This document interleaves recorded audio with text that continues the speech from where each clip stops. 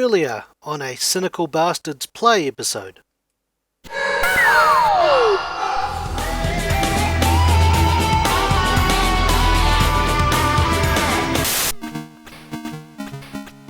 There's like a few down there. I can't tell if it's a dead end though or not. Oh shit.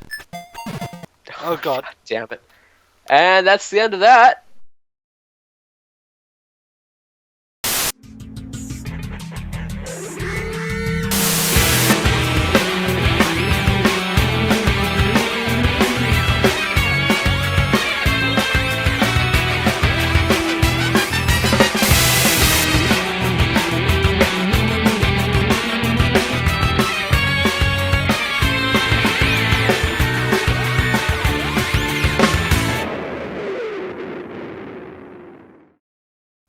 Developed and published by Virgin Games, now Virgin Interactive, also now defunct, in 1992 and endorsed by Mick Donalds, we bring you Mick and Mack, Global Gladiators on the Sega Master System.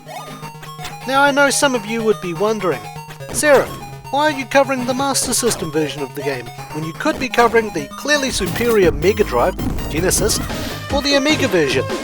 Well, it's more of a nostalgia trip for me, as I owned the Master System version of the game as a kid, and I had some fond memories of it, or at least I thought I had some fond memories of it as a kid. But, how does the Master System version of the game stack up to its Mega Drive Genesis counterpart? Find out in this journalistic review. The game is a standard side-scrolling platformer. You play as either Mick or Mack. Now, I'm unsure of which kid is which, seeing as Mick is the Caucasian character and Mack is the African-American character in the Master System version, whereas the roles I think are reversed in the Mega Drive version. Nevertheless, they're hanging around in their favourite family-orientated restaurant reading a comic book on the Global Gladiators when suddenly Ronald McDonald, who for whatever reasons was hiding underneath the table, pops up and offers them an opportunity to be Global Gladiators. Now, I'm not sure about you guys, but I would be a little on edge after a magical fast food mascot appears from under my table and offers me the chance to be something in my comic books. Anyways, back on track. As Mick or Mack, you go through 4 areas, each with 3 levels in the order of Slime World, Rainforest, Toxie Town, and finally Arctic World. Both kids are armed with what appears to be a super soaker filled with brown goo. I know what some of you people might be thinking. And you use that to destroy the enemies that stand in your way. While you're going around doing so, you need to collect tokens so that you can advance to the next stage. Now, these tokens conveniently look like McDonald's golden arches, just in different colours, and you're required to get a certain amount of them in order to complete the stage. Once you collect the required amount of arches, you go find Ronald McDonald, and he'll congratulate you by making all those arches you went to so much trouble finding rain from the sky for you to collect again as points. If you go over and above, you're free to enter a bonus stage, which requires you to recycle, adding to the already strong implications of a saving the environment theme. So without further ado, let us move right on to the good. I think the game has a nice variety of areas. They all feel different, and I've always felt that they've been quite dangerous as well, because one false move and it's all over. I also found enemy placements are quite fair, as it also really helps keeps you on your toes as well. It also adds to that danger factor I mentioned earlier. The other thing I also liked is that the game tells you how many golden arches are required to beat the stage, as well as how many are required to go onto the bonus stage, which is very handy especially if you're running low on lives. The bonus stage is pretty fun too, even if it is a glorified recycling simulator where you simply pick things up and put them in the correct bin. Watching your character accidentally get hit by an anvil is also an absolute hoot because of how stupid and absurd it is. If you're really good, you can strategically throw what you're holding to grab something else so that the bonus stage doesn't end, since it ends when trash settles on the ground. While we're on the topic of trash, let's move right on to the bad. While I did say that levels are quite treacherous and that one false move and it's all over, it doesn't help that the controls are generally the culprit behind this. Controls feel slow and sluggish in complete contrast to the Mega Drive Genesis version, or even the Amiga version, and that game required you to press up in order to jump. Running I found was a little sensitive too. Your character could pick up speed far too easily, and by jumping into the unknown you could hit an enemy and lose health, or fall into a pit, or even worse, hit an enemy causing you to fall into the pit.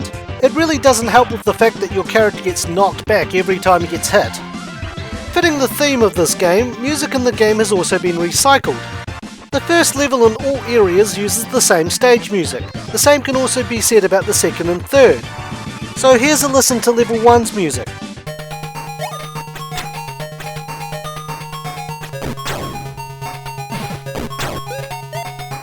Here is how every level 2 sounds.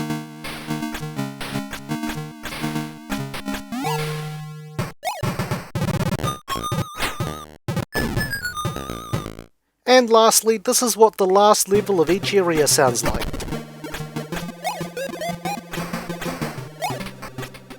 Did that third tune sound familiar? Well, it should, because that's the introduction / title music too. I've heard more varieties of songs from other Master System games, so I know that the Master System is capable of doing so much more. Now this is what bugs me the most. This is a game that's 22 years old now, so it's old enough to gamble and drink, so I'm going to spoil the ending. Once you beat Arctic World, Mick and Mack go back to their world and one of them simply says, "Wow! What a total blast!" Then the screen fades to black, the Virgin Games logo appears, and we're back at the introduction again. Wait, that's it? I run through 12 levels and this is the ending I get from it. They just went into that world where they could have died because a clown appeared from under the table to invite them. Now that I've got that out of the way, let's tidy up this review and wrap up with The Ugly. For an 8-bit game, there's a few places where it graphically looks appealing.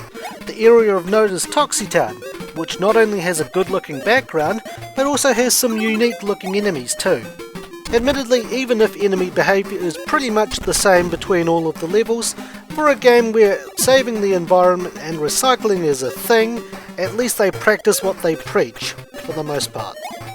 Toxitown aside, overall, despite growing up and having nostalgic memories of this game, and wondering how the hell I managed to finish it as a kid, I would say give this game a miss and play the clearly superior Mega Drive or Genesis version. The gameplay in that game feels much more solid and certainly makes up for a lot of the shortcomings of this game. So I would give Mick and Mack Global Gladiators on the Sega Master System a Big Mac out of a Filet-O-Fish. God damn it, I'm hungry now. This brings us to the end of this review, so stay tuned for the next Journalistic review.